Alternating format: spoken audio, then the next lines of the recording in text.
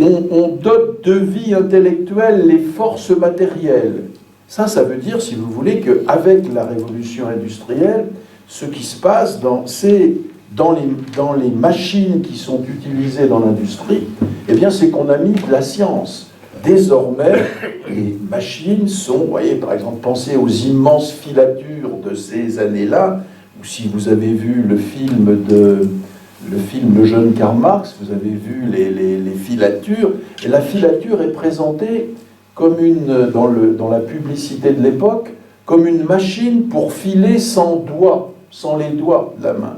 Filer, autrement dit, la main est remplacée, et vous avez évidemment une mise en œuvre dans ces machines de conquête scientifique. Et vous voyez, on donne les forces matérielles, donc les instruments de travail, par exemple. Avant, c'était des outils tenus à la main. Tout outil a un manche, si vous voulez. Et par conséquent, les doigts sont importants pour tenir l'outil.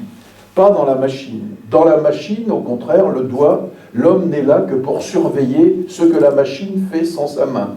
Vous voyez? Bon, la filature, la machine à filer, par exemple.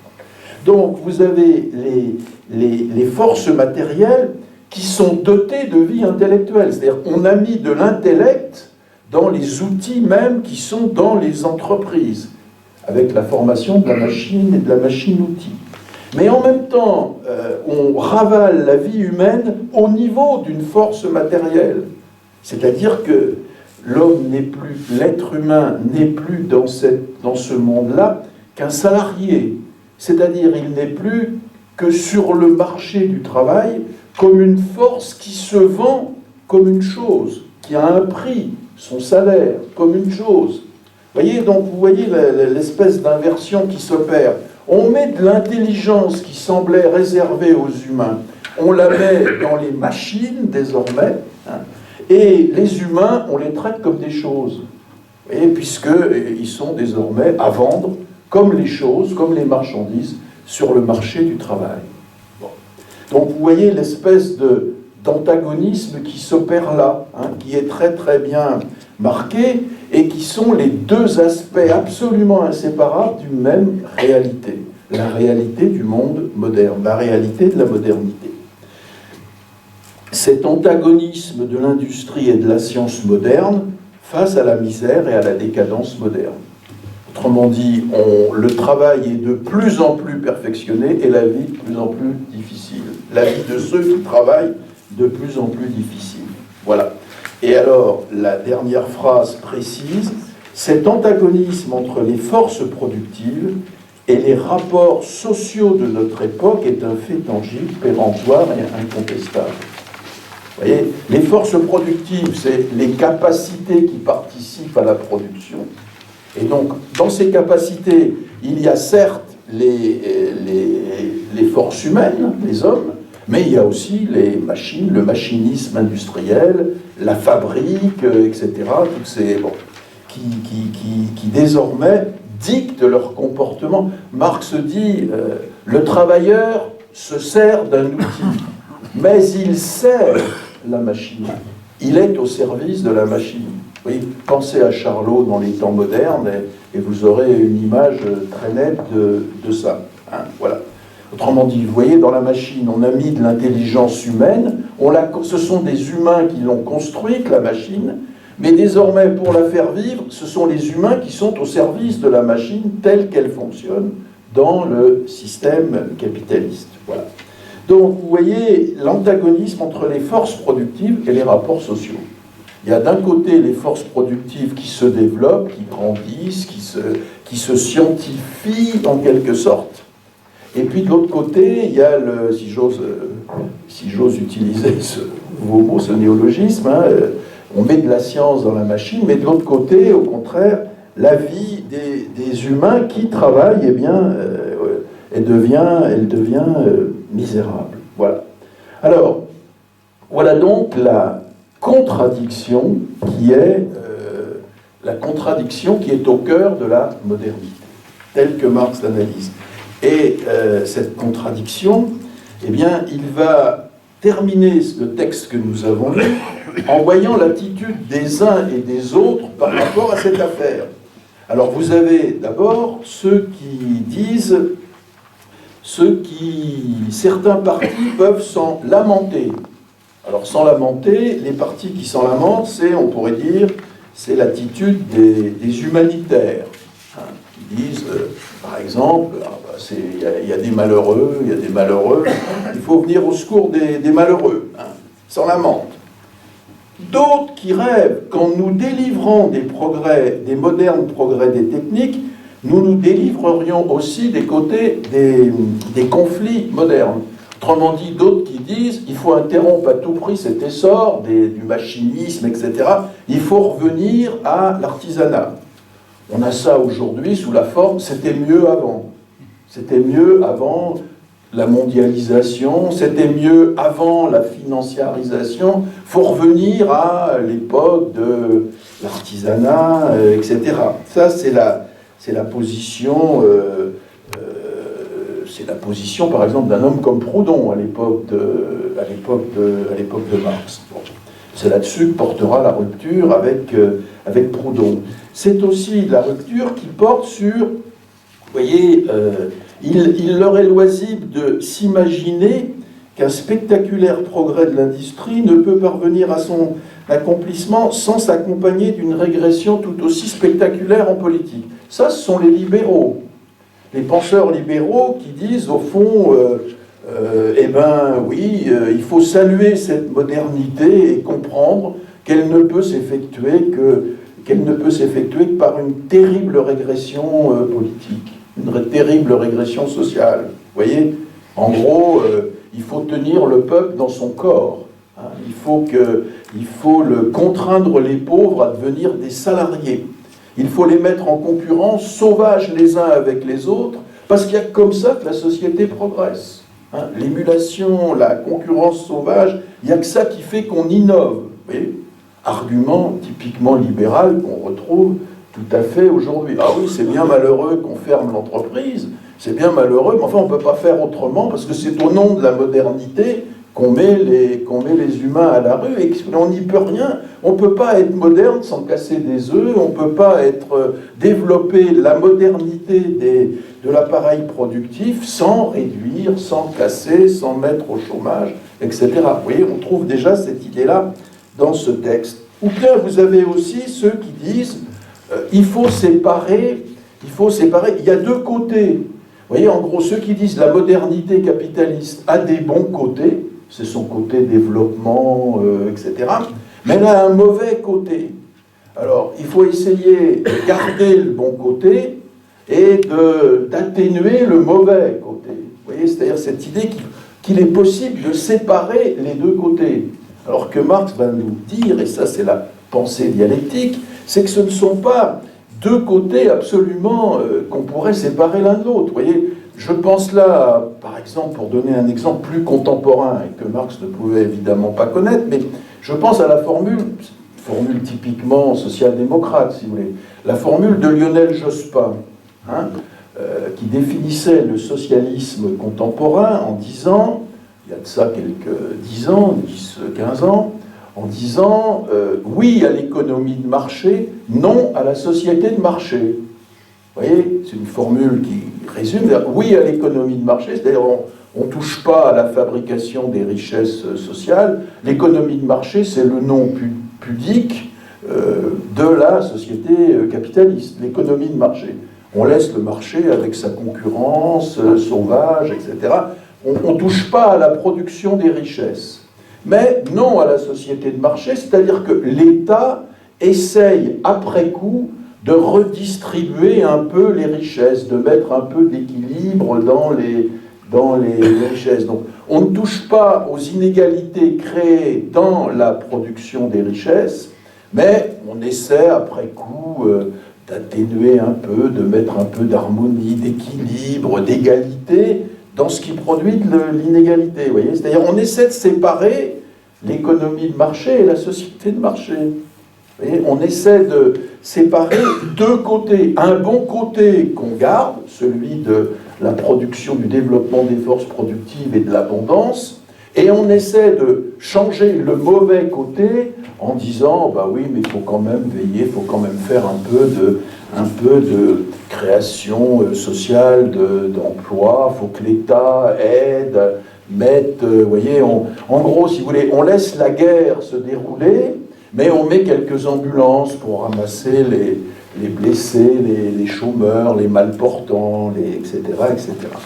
Donc voilà, en gros, si vous voulez, les différents visages, et vous voyez bien l'idée force qui se dégage de ce texte, c'est que, et c'est ce qui fait qu'il y a la dialectique, c'est que on ne peut pas, l'idée centrale, c'est l'idée de dire il y a au cœur de la réalité une contradiction entre deux aspects absolument inséparables. C'est le même système qui produit l'abondance et la misère populaire, qui produit l'abondance des marchandises et la misère populaire. C'est le même système. Et donc, vous ne pouvez pas dire il y a un bon côté et un mauvais côté, parce qu'ils sont absolument inextricablement liés l'un à l'autre. Ils sont antagoniques, ils sont contradictoires, mais la contradiction est le cœur des choses. Et voilà. Et à la fin, vous avez en effet la dernière phrase qui dit les communistes, donc la position communiste que Marx résume dans ce texte qui, je rappelle, est peu connu, parce que c'est un texte qui a été publié, qui a été écrit pour un petit discours pour un journal ouvrier anglais, qui a disparu, donc, et le petit texte aussi. Mais vous voyez, c'est que des hommes nouveaux se rendent maîtres des forces productives, matérielles, nouvelles qui surgissent. Les ouvriers, qui sont, comme le dit le texte, tout autant que les machines, une invention des temps modernes. Vous voyez, donc c'est ça l'idée que va nous donner Marx, c'est que le capitalisme secoue la société par rapport à l'immobilisme des sociétés précédentes, il l'éveille, il la réveille d'un seul coup en lui permettant de produire, d'atteindre une productivité que les sociétés antérieures, la société féodale, etc., n'ont jamais pu permettre, mais en même temps, le capitalisme produit une classe nouvelle qui n'existait pas antérieurement et qui est la classe des prolétaires modernes. Et des hommes nouveaux, pourquoi ? Parce qu'au lieu de subir ces contradictions, ils vont les utiliser à leur profit pour transformer le monde, comme on l'a vu, et c'est ce qu'il faut faire, puisque il ne suffit pas d'interpréter le monde, il faut le transformer. Alors, des hommes nouveaux, en cela qu'au lieu de subir ces transformations, ils vont s'en emparer, ils vont les maîtriser. Des hommes nouveaux, parce que jusqu'à présent, ils ne comptaient pour rien dans la vie sociale, et d'un seul coup, ils vont dire « Nous ne sommes rien, soyons tout ». Ce sont les paroles de l'Internationale. Il ne s'agit évidemment pas pour eux de devenir propriétaires privés des machines à leur tour, c'est-à-dire de devenir capitalistes à la place des capitalistes, vous voyez. Autrement dit, le nerf n'est pas la... Excusez-moi, j'ai du mal avec mon... Voilà, c'est parce que je ne dois pas avoir assez de cheveux. Autrement dit, si vous voulez, il ne s'agit évidemment pas pour ces ouvriers de devenir propriétaires des machines à leur tour, hein, de devenir capitalistes à la place des capitalistes, si vous voulez, comme si l'affaire se réduisait à un western social, vous voyez, mettre les pauvres à la place des riches, en quelque sorte, vous voyez, et jouer une mauvaise pièce de la revanche sociale. Non, le problème n'est pas pour eux de devenir calife à la place du calife, de devenir capitaliste à la place des capitalistes, mais de s'en emparer au sens d'en devenir maître, de les maîtriser, de faire en sorte que le travail vivant, c'est-à-dire le travail tel qu'il s'effectue, maîtrise le travail mort, c'est-à-dire le travail qui a produit toute la machinerie, toutes les forces productives matérielles de l'industrie. Vous voyez, que la vie humaine, en quelque sorte, ne soit pas qu'une constante préparation à un labeur subi de façon permanente. Donc, vous voyez, c'est ce que j'avais résumé la dernière fois en disant les fossoyeurs du capitalisme, les ouvriers, donc, sont en même temps ses successeurs. C'est-à-dire ceux qui peuvent faire beaucoup mieux que lui et sans lui. Hein, voilà. C'est ce qui... Vous voyez, autrement dit, le capitalisme, c'est ce qui fait obstacle au communisme, c'est-à-dire à la maîtrise par les hommes de leurs conditions de travail et de vie. Le capitalisme, c'est ce qui fait obstacle à ça, à cette appropriation par les humains de leurs conditions de travail et de vie, mais c'est aussi ce qui le rend possible. Voilà, c'est ce qui la rend possible. Ces hommes nouveaux sont aussi modernes que les machines qui naissent aussi de la modernité. Voilà, donc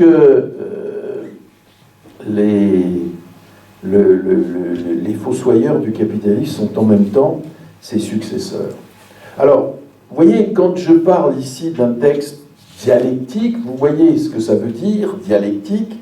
Ça veut dire que c'est un texte qui trouve dans la réalité des aspects mouvants, des aspects contradictoires, c'est-à-dire des négations, des aspects qui se nient.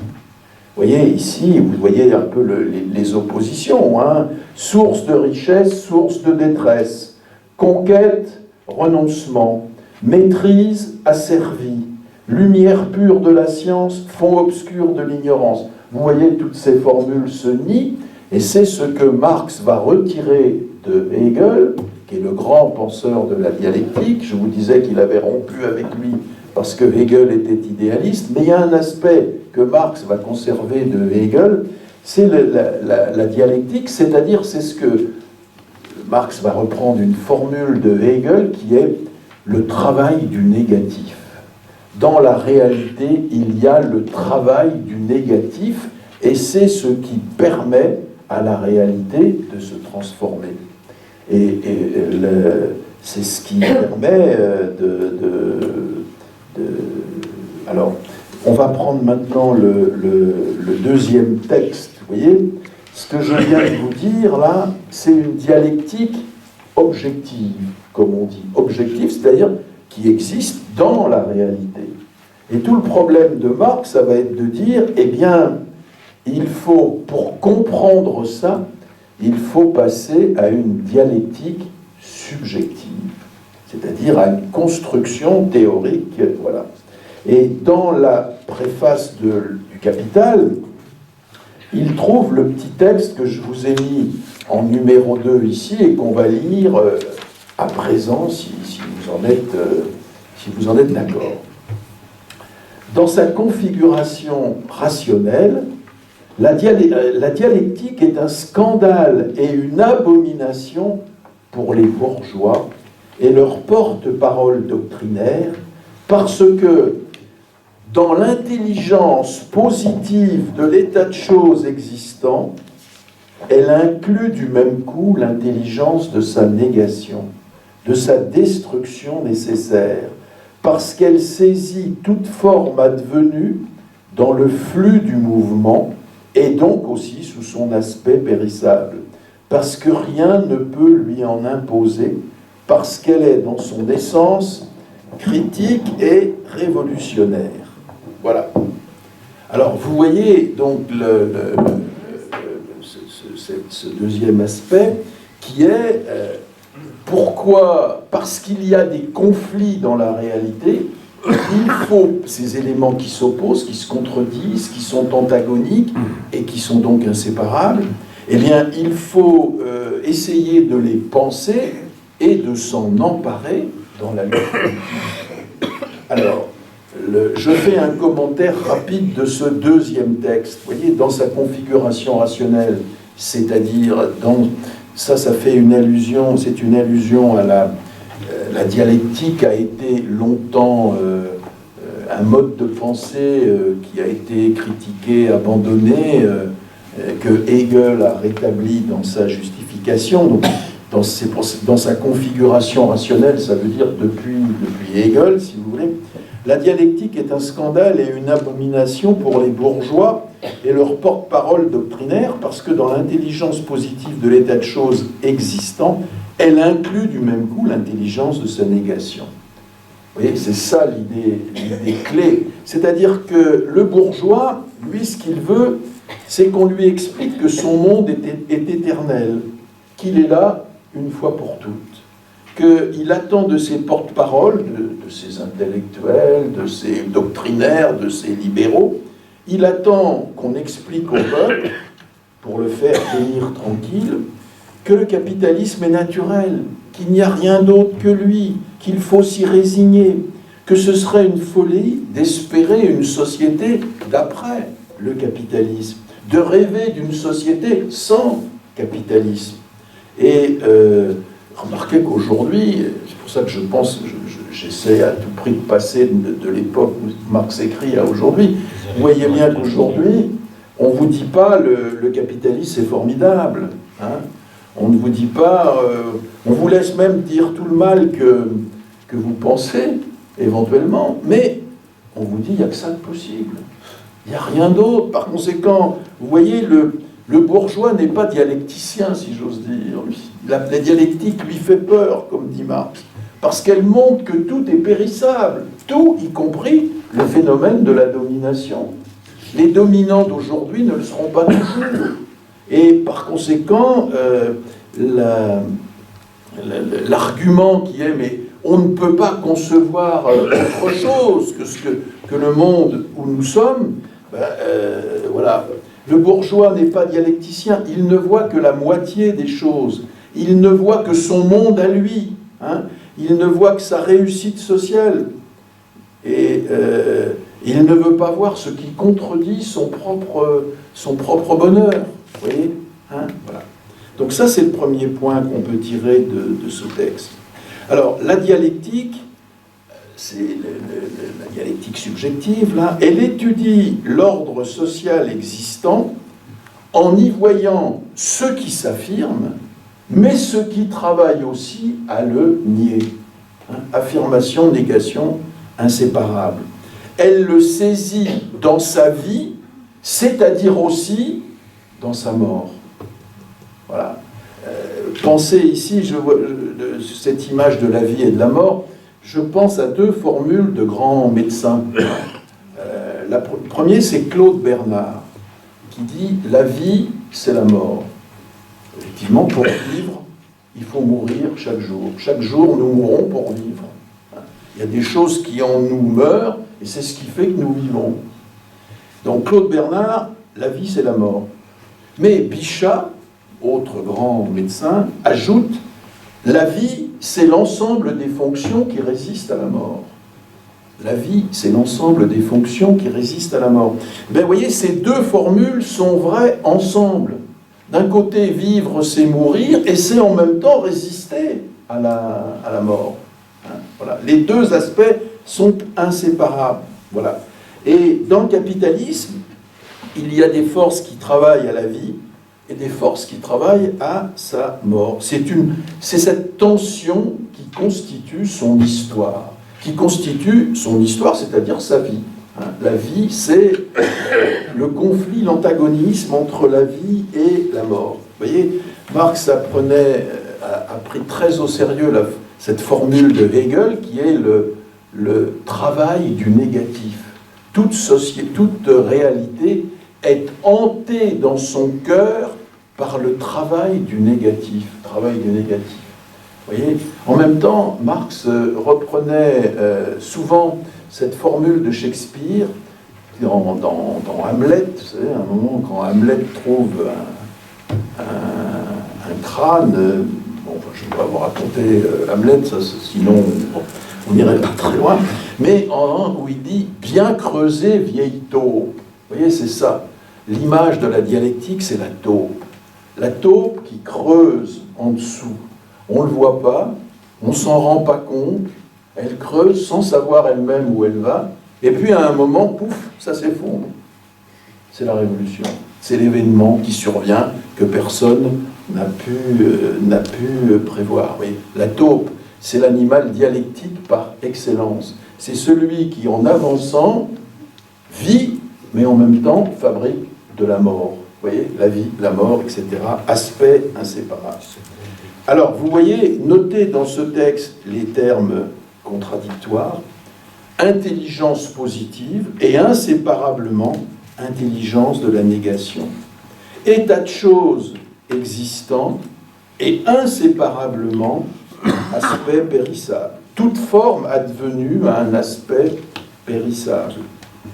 Et donc la dialectique, eh bien, rien ne lui en impose. Hein, voilà. Rien ne la fixe, rien ne l'éternise, il s'y produit du nouveau et s'y détruit de l'ancien. Alors, la dialectique est donc un mode de pensée adéquat pour saisir la réalité dans sa vie, dans sa pulsation, dans son mouvement, dans son être et son périr. Vous voyez ? Toute réalité est à la fois naissance et mort. Elle est donc, comme dit Marx, critique et révolutionnaire. Critique et révolutionnaire, c'est-à-dire, elle ne s'en laisse pas compter par ce qui est, par le règne des puissants.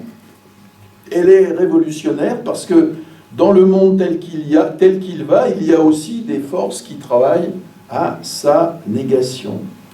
Autrement dit, vous voyez, la critique dialectique n'est pas une critique utopique. Le communisme n'est pas une utopie, contrairement à ce que disent ses adversaires. Une utopie, c'est, si vous voulez, une société formidable qui vous savez, ça vient d'un grand penseur, Thomas More, qui a écrit un livre qui s'appelle L'Utopie. Et l'utopie, c'est en quelque sorte la construction par l'imaginaire d'un penseur d'une société idéale d'où toute contradiction aurait disparu. La société selon son cœur et donc selon son cerveau et son imagination. Hein, l'utopie de Thomas More. Eh bien, ce que Marx veut nous dire, c'est que, vous voyez, l'utopie, c'est celui qui a une réalité qui ne le satisfait pas et qui, face à cette réalité, imagine une société dans sa tête qui serait la négation de cette réalité.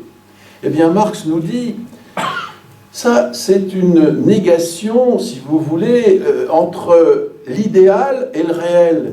Or, ce qu'il veut nous montrer, lui, c'est que dans le réel lui-même, et parce qu'il est en mouvement, il y a ces deux aspects qui se critiquent l'un l'autre. Autrement dit, le communisme, ça n'est pas une critique imaginaire d'une société formidable conçue par un penseur génial. Le communisme, il va naître des contradictions qui naissent et qui s'affrontent et qui grandissent et que des militants peuvent utiliser dans la société capitaliste telle qu'elle existe dans sa réalité. Vous voyez, la négation, elle n'est pas dans la tête du penseur, elle est dans la réalité. Voilà la phrase clé. Autrement dit, la critique dialectique s'appuie sur le mouvement de la réalité elle-même, elle est donc d'emblée une arme politique. Voilà. Et vous comprenez pourquoi la dialectique est mal vue par les puissants, puisqu'elle leur rappelle constamment l'aspect, la fragilité de leur puissance, puisqu'elle leur rappelle constamment la possibilité, justement, que les dominants ne le soient pas toujours, puisque, précisément, il y a des forces qui naissent et qui les contredisent dans la réalité. Voilà pour le deuxième aspect de la philosophie, de la pensée, qui me semble très important pour aujourd'hui. Et vous voyez pourquoi, chez Marx, l'idée qu'il s'agit de transformer le monde, il s'agit de le transformer non pas en produisant dans nos têtes une société idéale que nous aurions à proposer à des gens, mais pour les convaincre, mais il s'agit de trouver dans la réalité des éléments dont on peut se servir pour les faire grandir, les éléments qui nous intéressent, pour les faire grandir et donc contester l'aspect qui qui ne nous plaît pas et qui est dangereux et contradictoire avec le déploiement et l'épanouissement de l'humanité. Voilà pourquoi la dialectique est une arme politique. Voilà pourquoi un parti politique, si vous voulez, ne peut pas ignorer cet aspect de la pensée critique de Marx. Alors j'en viens à mon deuxième point, si vous en êtes d'accord. Hein. On a vu donc le matérialisme la dernière fois, on vient de voir la dialectique, on va voir comment tout ça se fonctionne dans ce que Marx va appeler la critique de l'économie politique. Alors, son intérêt pour l'économie politique et la nécessité d'en faire la critique, ce qu'il faut essayer de comprendre, c'est que veut dire critique dans l'expression critique de l'économie politique. Alors, qu'est-ce que c'est l'économie politique? C'est une science relativement nouvelle à l'époque de Marx. Hein. En général, on situe le premier livre marquant et la fondation scientifique de l'économie politique dans un livre publié en 1776, donc vous voyez complètement à la fin du XVIIIe, et qui va se développer tout au long du XIXe siècle, le livre de Adam Smith, Recherche sur la nature et les causes de la richesse des nations. La question que pose l'économie politique, c'est d'où vient la richesse? Qu'est-ce qui fait la richesse des nations? Autrement dit, qu'est-ce qui fait la richesse sociale? Alors, pendant très longtemps, on a répondu à cette question, qui n'est pas entièrement nouvelle, hein. On a répondu à cette question en disant, ce qui fait la richesse d'une nation, c'est l'or, c'est les métaux précieux, dont les pierres précieuses, etc., dont les États se dotent. Hein. Et c'est ce qui fait, alors la pensée par exemple, au pillage des conquistadors espagnols en Amérique latine. C'est l'Eldorado, le rêve de Eldorado, ça veut dire le fleuve où coule de l'or, hein, Eldorado. Alors on a répondu en disant, voilà, c'est ça, l'or, les métaux précieux, etc. Et donc, l'intérêt pour les États d'avoir ces métaux précieux. Puis, ça c'était plutôt une thèse qu'on a par la suite appelée mercantilisme, mais peu importe. Le deuxième courant qui est né dans cette économie politique, c'était de dire au contraire, la richesse, ce qui fait la richesse des nations, c'est la fertilité du sol, c'est l'agriculture et la propriété foncière. Et donc là, on était dans le monde féodal, hein, le XVIIe siècle, etc., le monde de l'aristocratie, le seigneur et son domaine. Et donc, au XIXe siècle, la grande idée qui naît avec Adam Smith et puis son élève, si l'on peut dire, David Ricardo, autre grand économiste politique anglais, c'est ce qui fait la richesse des nations, c'est la capture par les manufactures et les fabriques industrielles du travail humain. C'est le monde de la révolution industrielle, de la conquête à grande échelle par le capital du travail humain, du travail ouvrier, et des formes de coopération, de travail collectif au sein des fabriques, par opposition à l'époque précédente, qui était plutôt celle du travail individualisé des artisans. Vous voyez, l'artisan va dépérir et ce qui va s'établir à grande échelle, c'est le travail collectif des fabriques. Autrement dit, c'est la société des bouleversements de la production et de la généralisation de la transformation des pauvres en salariés, du développement des villes par rapport aux campagnes qui demeurent agricoles, l'accumulation de richesses considérables dans les mains d'entrepreneurs capitalistes qu'aiguise la recherche du profit maximum. Autrement dit, vous voyez, le premier mouvement de l'économie politique, lorsqu'elle se fonde, c'est de célébrer le monde de la richesse bourgeoise. Hein, la révolution industrielle, c'est en quelque sorte de saisir ce moment où ce qui devient dominant dans la vie sociale c'est ce que Marx, lui, appellera le mode de production capitaliste. Voilà.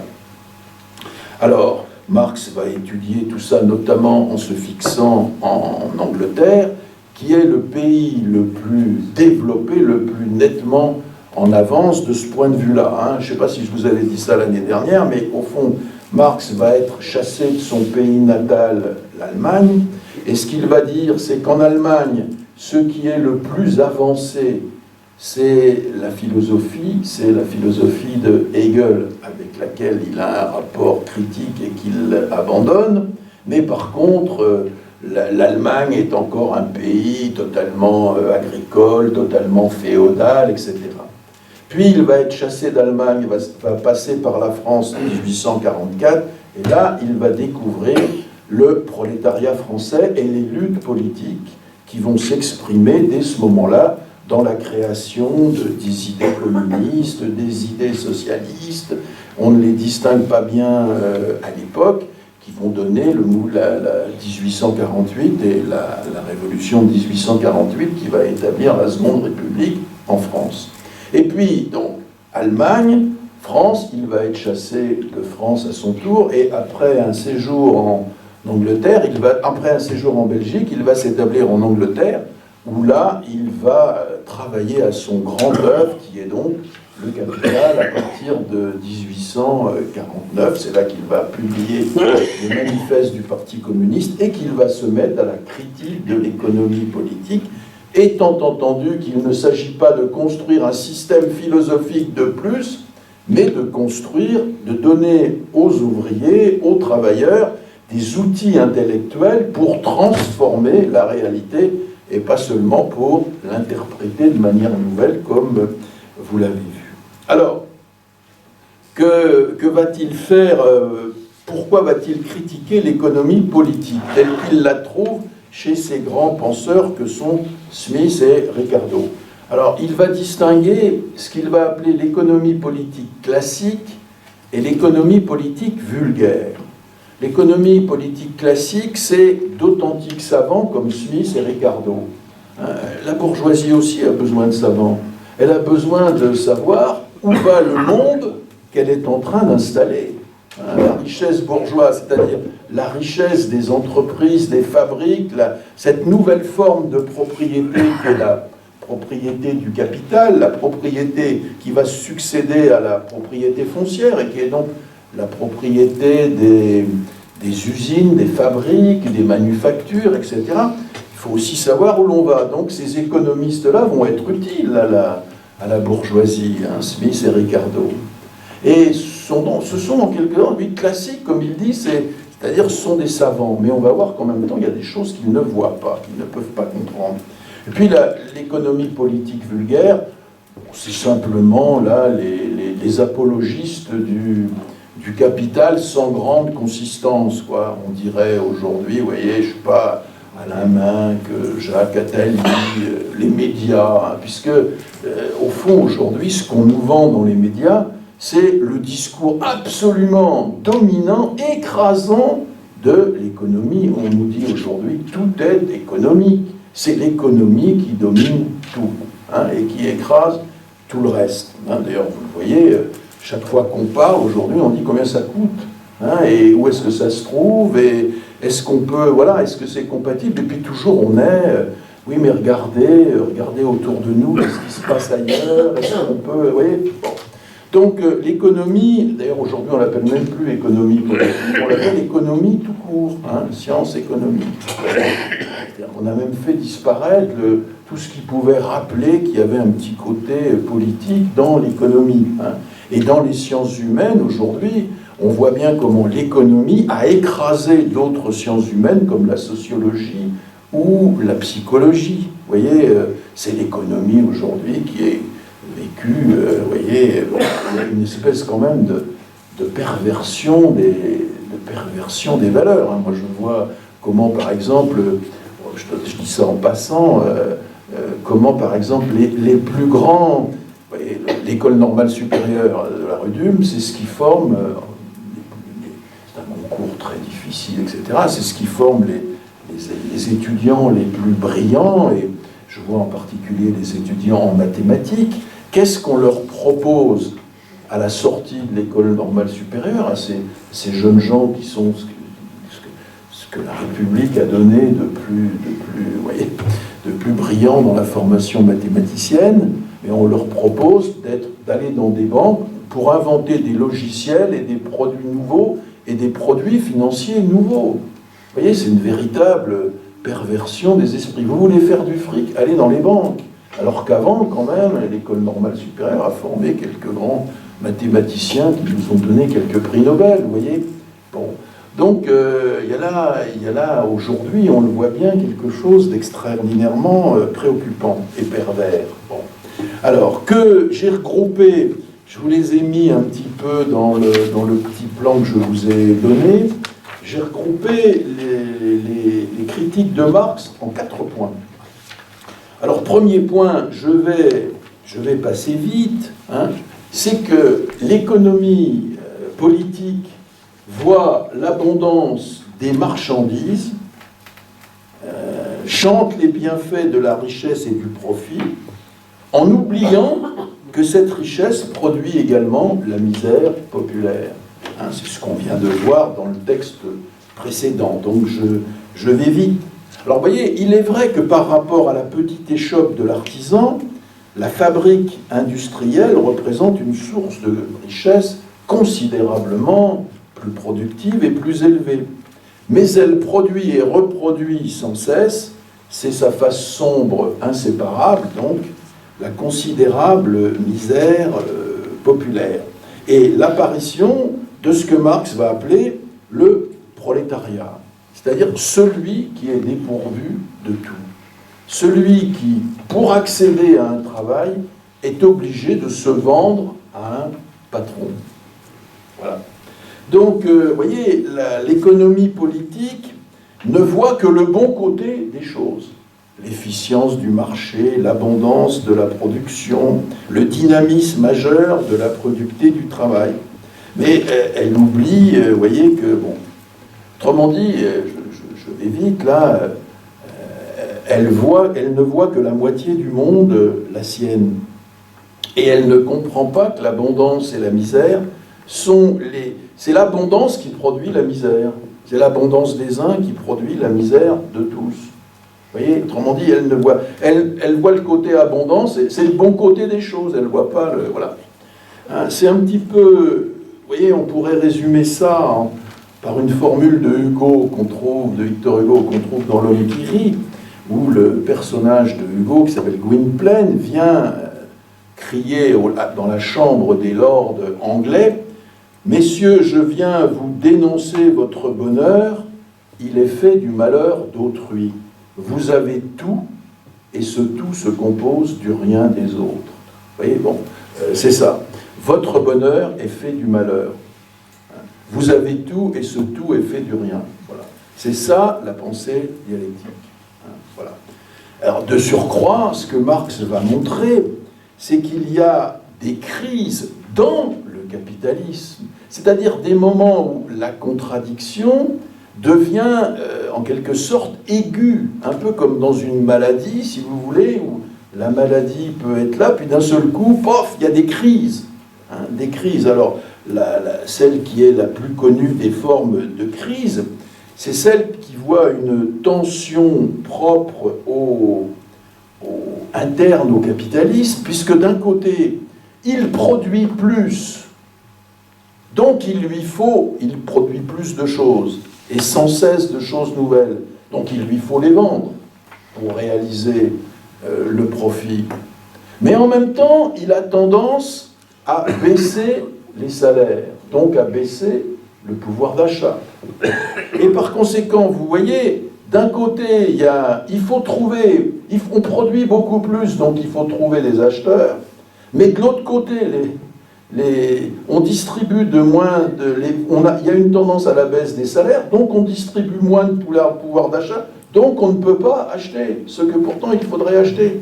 Vous voyez, donc ça, par moment, c'est la contradiction permanente, mais par certains moments, ça prend une phase aiguë, et où là, effectivement, existe un conflit ouvert qui se règle différentes manières. Vous voyez ? Donc, le capitalisme est en lui-même une contradiction vivante en acte. Hein, c'est bonheur et misère, c'est abondance et pauvreté, même réalité, avec ces deux côtés contradictoires. Et par moments, en quelque sorte, cette réalité contradictoire s'exacerbe et donne des décrets. Voilà. C'est ça le premier aspect que ne voit pas l'économie politique. Et c'est pourquoi il faut la critiquer. Bon, ça c'est le premier point. Le deuxième point, c'est que l'économie politique affirme qu'avec le mode de production capitaliste, on est enfin arrivé à ce qu'il y a de mieux dans le domaine de la production. Autrement dit, le capitalisme constitue l'accomplissement de l'histoire. On ne peut pas rêver mieux. Il est donc indépassable et il est là pour toujours. Autrement dit encore, il y a eu de l'histoire avant le capitalisme, mais il n'y en aura pas après lui. Et il est l'accomplissement. Il n'y a pas de post-capitalisme pensable. Voilà. Sauf par folie, sauf par des raisons, sauf etc. Vous voyez. Bon. Donc, Marx va établir que ce raisonnement est faux. C'est-à-dire que le mode de production capitaliste s'est imposé en brisant des modes de production antérieurs à lui, et que de la même manière, il n'échappera pas à l'histoire et qu'il y aura une vie après lui. Ça, c'est le deuxième aspect. Le troisième aspect, c'est que Marx découvre du même coup ce que le capitalisme rend possible et qu'aucune révolution n'avait permis d'envisager auparavant, c'est-à-dire une révolution qu'il nomme communiste, accomplie par des gens qui n'ont rien, des prolétaires, contre ceux qui ont tout, qui monopolisent les richesses produites et ont tous les leviers de travail et de commandement de la société entre les mains. Hein ? Autrement dit, vous voyez, le prolétaire, c'est l'homme qui n'a rien, et qui, pour lui, il ne s'agit pas de faire comme dans la Révolution française, par exemple. La Révolution française, c'est une forme de propriété, une forme de société aristocratique, avec une forme de richesse bourgeoise, la propriété, la société aristocratique est fondée, je vais très vite, hein, sur la propriété foncière, l'agriculture, etc. Et voilà que naît une forme de richesse bourgeoise qui est la forme de richesse fondée sur la révolution industrielle, sur les manufactures, les fabriques, etc.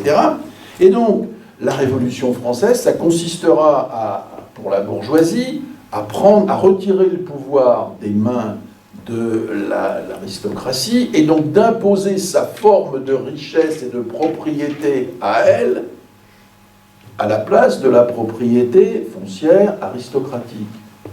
Autrement dit, il y a une forme de propriété qui succède à une autre, il y a une forme de richesse sociale qui succède à une autre.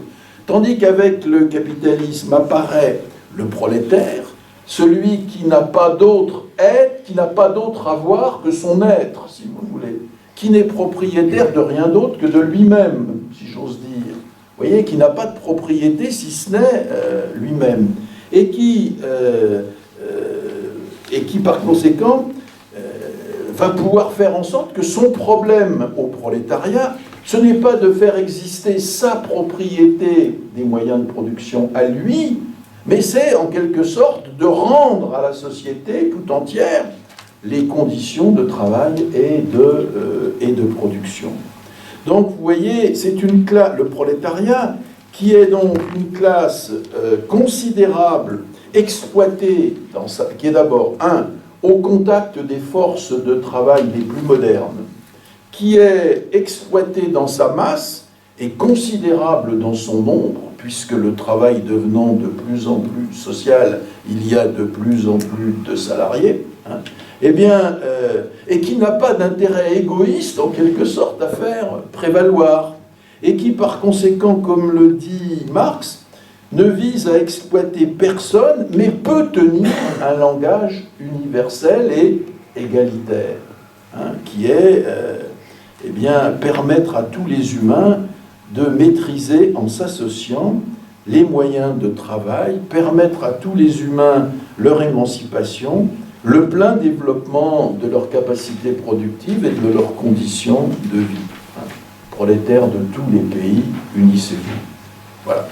Donc, dit autrement, avec le développement du capitalisme le plus moderne, se développe aussi du même mouvement une classe sociale qui a un rôle sans précédent dans l'histoire, un rôle émancipateur, une classe toujours plus nombreuse, des exclus de toute maîtrise sur les moyens même avec lesquels ils assurent la production des biens matériels pour tous, et qui ne peuvent se libérer sans libérer la société dans son entier.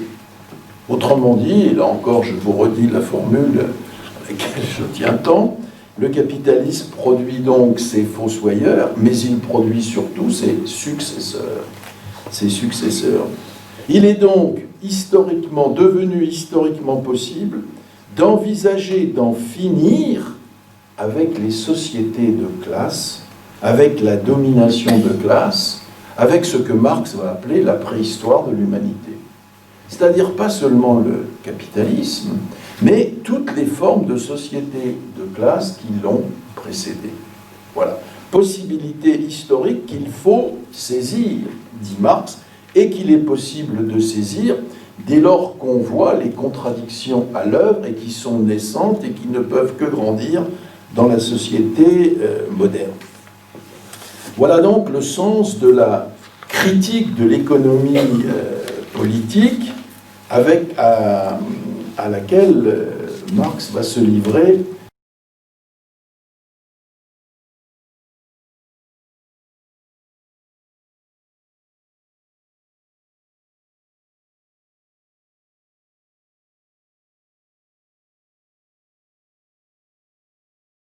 Fin de sa vie. Ça, c'est le troisième point, le point C dans mon plan. Hein. Mais il y a aussi le point D qui explique pourquoi cette révolution est plus facile à concevoir qu'à faire. Et cette idée, c'est que le capitalisme dissimule par son propre mouvement ce qu'il est. Le capitalisme est exploiteur, on va le voir, mais en même temps, il apparaît comme tout à fait permettant l'égalité des humains. Et l'exploitation ne se voit pas. Voilà pourquoi l'affaire est compliquée. Alors, je voudrais là qu'on prenne l'exemple de l'embauche d'un salarié. L'embauche d'un salarié se fait par la signature d'un contrat avec l'employeur. Et un contrat de travail. Pardon ? Un contrat de louage, en tout cas. Oui, louage, mais un contrat qui suppose la liberté et l'égalité, surtout, des contractants, hein, des deux contractants. C'est-à-dire que le salarié et le patron, qui se présentent comme un employeur, s'y présentent comme deux personnes libres de leur choix. Hein. L'employeur peut refuser d'embaucher ce travailleur-ci, et l'employé peut refuser cet employeur-là. Le contrat suppose un accord sur le niveau du salaire, sur la nature de la tâche, sur sa durée, un mois, une semaine, tel nombre d'heures par jour, etc., etc. Et tout s'y déroule avec l'accord libre de chacun. Notamment, le montant de la rémunération salariale est contractuellement fixé. La nature juridique du contrat fait donc, on pourrait dire, qu'on est dans le monde enchanté de la liberté, de l'égalité, des droits de l'homme, vous voyez, enfin, toutes ces grandes valeurs qui sont dans la vitrine. Mais, en même temps, c'est le deuxième aspect sur lequel va insister Marx, le salaire est versé à la fin de la semaine et du mois, ou vous voyez, si ça dépend ce qu'on prend comme unité, ou de la journée, si c'est bon. C'est-à-dire, il n'est versé qu'après que le travail a été accompli. L'embauche se fait au départ, mais le salaire est versé qu'à la fin. Et du coup, montre Marx, l'idée ne peut manquer de venir au salarié que sa rémunération est juste, puisqu'elle a été fixée contractuellement au début, dans son contrat de travail. On lui règle à la fin ce qui a été convenu au début, et c'est versé uniquement une fois que le travail est fait. Il peut donc avoir le sentiment que le salaire lui paye tout son travail. C'est d'ailleurs comme ça que beaucoup de gens définissent leur salaire. Qu'est-ce que c'est que le salaire? C'est le prix qu'on me paye pour mon travail. Alors vous voyez, dans ces conditions-là, si j'en reste dans ces termes-là, alors on peut dire que nous sommes tout va pour le mieux dans le meilleur des mondes possibles, qu'il y a échange équivalent contre équivalent. Alors Marx va montrer que si on reprend l'affaire, si on réfléchit bien, alors on voit qu'en réalité, ce qu'on a vendu au patron au moment de l'embauche, ce n'est pas le travail, puisqu'on ne l'a pas encore fait. Ce qu'on a vendu au moment de l'embauche, c'est le louage pour un certain temps de ses capacités de travail, c'est-à-dire de ce que Marx va appeler sa force de travail, c'est-à-dire de ses compétences, de sa force physique, ça dépend de la nature du travail, de ses diplômes, de tout ce que vous voulez, enfin bon, de tout ce qui est dans le corps, à l'intérieur du corps d'un homme. Donc, vous voyez, lorsque ce que vous avez vendu contre une somme d'argent appelée salaire, à venir, c'est l'usage à la guise du patron et pour un certain temps de votre capacité, de votre compétence, de votre énergie, ce que Marx appelle votre force de travail.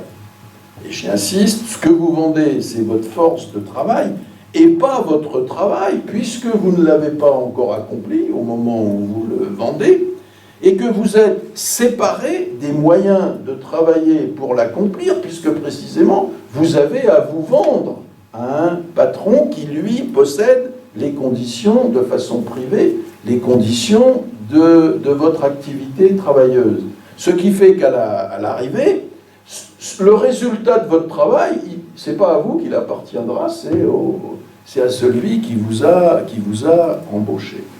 Alors vous voyez, le salaire que vous avez conclu, j'y insiste, au moment de l'embauche, c'est le prix de votre énergie et rien d'autre, parce que les résultats de votre travail, les marchandises que vous allez produire durant votre temps de travail ne vont pas vous appartenir, mais revenir au patron. Et comme le salaire vous est payé après que vous avez travaillé, alors vous avez cependant le sentiment et l'illusion, va montrer Marx, que ce que ce salaire vous paye, c'est en quelque sorte tout le travail que vous avez accompli auparavant, dans la journée, dans la semaine, dans le mois. Vous voyez, donc on revient à l'édit, vous voyez, tout va bien, c'est équivalent contre équivalent. Vous avez vendu votre travail et on vous donne un salaire conformément, on vous le donne à la fin, mais conformément à ce qui est convenu au début. Bon. Or, Marx va vous montrer que pour qu'il y ait de l'argent créé, pour qu'il y ait capitalisme plutôt, il faut qu'il y ait davantage d'argent à la fin du processus qu'au début. Pourquoi le patron vous embauche? Parce que, précisément, ce qu'il attend de vous, c'est quoi? C'est que vous travailliez, et que vous travailliez pour lui. Et alors, Marx va montrer que le subterfuge, il est là. Il n'est pas au début, au moment du contrat d'embauche, il n'est pas à la fin, au moment où on perçoit le salaire, mais il est entre les deux. il est entre les deux, parce que là, vous travaillez dans des conditions qui sont désormais celles du patron, hein, et des conditions de travail de l'entreprise précises. Et deuxièmement, parce que ce que le patron attend de vous, c'est que, en travaillant, vous produisiez plus que ça ne lui coûte au départ. Sinon, il n'y a pas de capital possible. Vous voyez, d'où peut venir le capital? C'est-à-dire, le capitalisme, c'est je mets de l'argent au départ, mais il faut que j'en récolte plus à l'arrivée. Et comment je peux le récolter? Ben, par le travail, parce que qui est-ce qui crée la valeur? C'est le travail. Qui est-ce qui crée la valeur des marchandises? C'est le travail. Alors, pour qu'il y ait de la valeur créée, eh bien, il faut que précisément par votre travail, puisque c'est pour ça qu'on vous embauche, pour que vous travaillez, eh bien, il faut que par votre travail, vous créiez davantage de valeur que vous n'en coûtiez. Et c'est ça que le capitalisme attend pour donner précisément ce que Marx va appeler la plus-value ou la survaleur ou le profit capitaliste. Autrement dit, vous voyez, l'idée, c'est que pourquoi est-ce qu'il faut critiquer l'économie politique? Parce qu'il y a là quelque chose qu'elle ne voit pas. Quand vous lisez Smith ou Ricardo, vous y voyez qu'au fond, le travail, c'est ce qui produit, et c'est ce qui produit seulement la valeur de toute chose. Qu'est-ce qui fait que les marchandises ont un prix? Qu'est-ce qui fait qu'elles ont de la valeur? C'est qu'elles ont été travaillées, qu'elles représentent un certain quantum, comme ils disent, un certain temps de travail social moyen.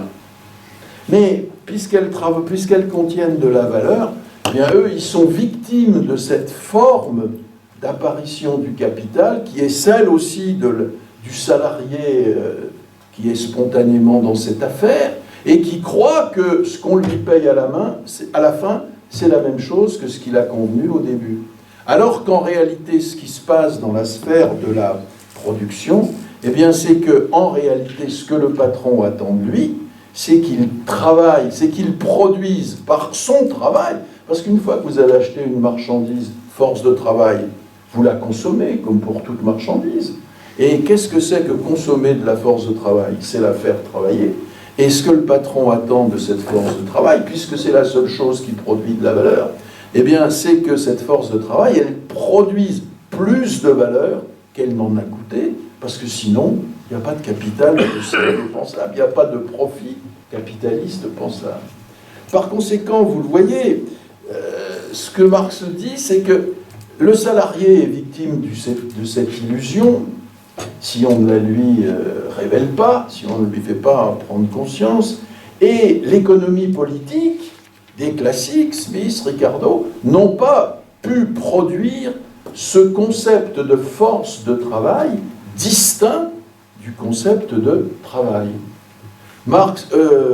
Smith et Ricardo disent « ce qui crée la valeur, c'est le travail ». Et Marx répond « non, ce qui crée la valeur, c'est la force de travail ». Et qui, en s'accomplissant, évidemment, produit la valeur en étant consommée. Mais vous voyez l'idée qui est ici. Autrement dit, l'économie politique a une espèce d'aveuglement, et comme dit Marx, elle ne peut pas se défaire de cet aveuglement tant qu'elle n'a pas quitté, je cite, sa vieille peau bourgeoise. Vous voyez, au fond, il s'agit donc de transformer une exploitation en échange libre, égal, volontaire, droit de l'homme, etc., etc. Alors vous comprenez pourquoi il faut cette critique du capitalisme. Et vous comprenez pourquoi ce que veut dire Marx, c'est qu'au fond, aujourd'hui, le chômeur, par exemple, le chômeur qui est un plan de licenciement dans une entreprise. Alors lui, il a des raisons d'en vouloir au capitaliste, à son patron, qui ferme l'entreprise et qui le jette, comme on dit, qui le traite comme un Kleenex, qu'on jette après. Vous voyez, vous entendez évidemment les salariés, quand ils parlent j'ai donné 30 ans de ma vie à cette entreprise et maintenant on me jette comme un malpropre, on me met au chômage alors que, bon, etc. Donc, vous voyez, le chômeur, après avoir travaillé 20 ans, etc., dans une entreprise qui est jetée, il peut en vouloir à tel patron, à telle entreprise, à telle filière. Mais c'est pas ça qui peut nécessairement le conduire à une critique du capitalisme, du système dans lequel il est pris. Il peut dire, mon patron est un salaud, il nous jette comme, vous voyez, il ne veut pas nous donner des licenciements, des primes de licenciement suffisantes, etc. La femme qui est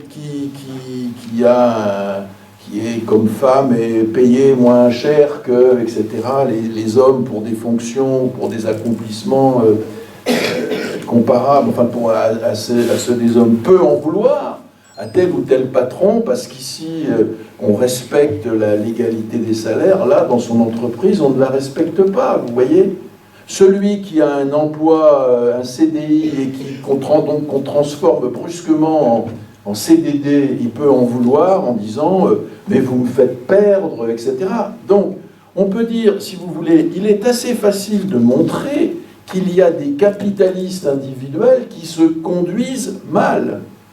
Ceux qui produisent des chômeurs, ceux qui produisent de la ségrégation hommes-femmes, ceux qui traitent mal leurs salariés, etc. Mais ce que veut montrer Marx, c'est que même s'il n'y avait pas ça, c'est le système lui-même qui ne peut pas fonctionner sans exploitation des salariés, même quand ils sont très bien payés, même quand ils ont le sentiment d'être très bien payés, vous voyez. C'est le système en tant que tel, et non pas telle ou telle entreprise, telle ou telle branche, ou tel patron qui abuse. C'est le système lui-même qui abuse. Avec ces deux aspects, c'est que ce que Marx appellera l'esclavage salarié, c'est que d'un côté, il s'agit bien d'esclavage parce que dans l'entreprise règne ce que Marx appelle le despotisme d'usine, et il y a bien exploitation, parce que l'exploitation, eh bien, c'est ce qui conduit à ce que je viens de dire, même si elle n'apparaît pas. Et c'est pour ça que, vous voyez, par exemple, c'est ce qui se joue. Vous verrez, je vous ai mis un petit texte, je vous ai mis des petits documents annexes, là j'ai pensé à vous, comme c'est le dernier, puis qu'on approche de Noël. Comme c'est notre dernier, je vous ai mis des petits documents, là, que vous pourrez lire les soirs de réveillon.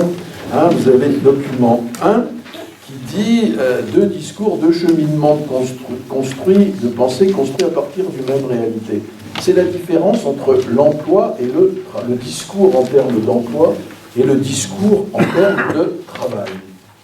Vous y verrez comment le discours en termes d'emploi transforme et fait disparaître en quelque sorte en fixant l'attention sur telle ou telle entreprise et en effaçant en quelque sorte le système qui revient toujours à faire payer les choses au travail. Voilà.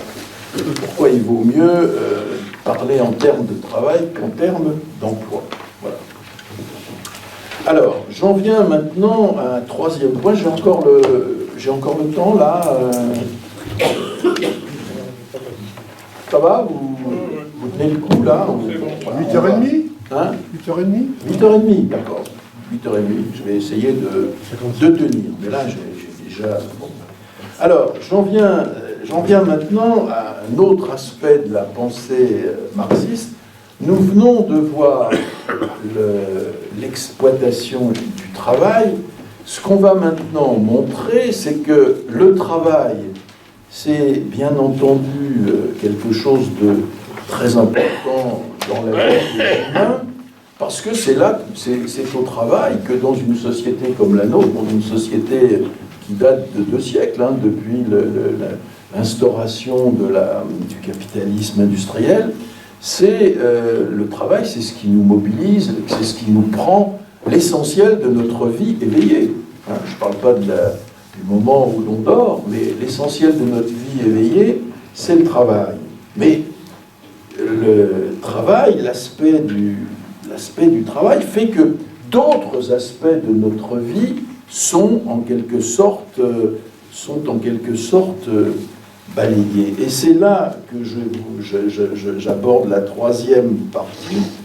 Comment se forme l'humanité de l'espèce humaine au genre humain? Pour arriver à la quatrième partie, la notion d'aliénation et d'émancipation humaine. Et après, on arrêtera là. Alors,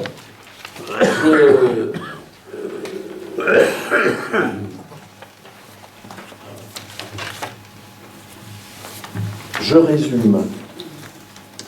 On va partir là aussi d'un texte, on revient là à l'optique matérialiste de Marx. Vous voyez, l'idée, c'est que l'activité productive des hommes, des humains, quand je dis les hommes, c'est les hommes et les femmes, hein, c'est les humains en général. Eh bien, cette activité productive ne produit pas seulement des choses, des marchandises dont les humains, les sociétés humaines ont besoin, mais qu'elle produit l'humanité elle-même dans son développement. Et là, on va lire encore un petit texte de Marx qui se trouve, vous voyez, en bas de la page en bas de la page 2, là, dans le troisième point. On peut distinguer les hommes des animaux par la conscience, par la religion, par tout ce qu'on voudra. Eux-mêmes commencent à se distinguer des animaux dès qu'ils commencent à produire leurs moyens de vivre, ce pas étant conditionné par leur organisation corporelle. En produisant leurs moyens de vivre, les hommes produisent indirectement leur vie matérielle même. Alors, on va essayer d'expliquer ça qui est en quelque sorte le passage, c'est pour ça que je l'ai appelé comme ça, le passage de l'espèce humaine au genre humain. Quelle différence y a-t-il entre espèce humaine et genre humain? Vous savez, le genre humain nous tient à cœur, si j'en crois l'international, précisément, l'international sera le genre humain. C'est quoi le genre humain par rapport à l'espèce humaine? Bon. Alors, l'espèce... Vous voyez ce que Marx nous dit là dans le petit texte que je viens de vous lire, qu'on a lu ensemble, c'est qu'au fond, c'est en produisant en déployant une activité productive que les hommes, en quelque sorte, produisent leur vie même. Pas seulement les choses, mais les choses qu'ils produisent et qui varient selon les époques, mais qu'ils produisent leur propre humanité même, étant entendu que l'humanité, c'est quelque chose qui va se développer. Voilà. Alors il nous faut essayer de comprendre ça. Et pour le comprendre, Marx va déployer une analyse qui est centrée sur le rôle de l'outil. L'outil. Je vous ai fait la dernière fois, je crois bien me souvenir, vous montrer comment l'humanité avait commencé par les pieds. À travers le texte de Leroy-Gourhan, que je crois que j'avais commenté, l'humanité a commencé par les pieds, c'est-à-dire la station droite, la marche en bipédie, la libération de la main qui peut désormais saisir l'outil et le fabriquer, et puis la face, le bras qui se constitue comme une face courte dans lequel peut se glisser un cerveau équipé pour le langage.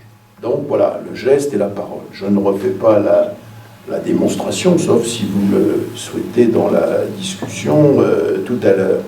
Mais vous voyez l'idée. L'idée clé, c'est que, la nature contraint les humains à travailler, c'est-à-dire à la transformer. La nature ne donne pas d'elle-même de quoi satisfaire les besoins humains. La nature est une marâtre, en quelque sorte amère.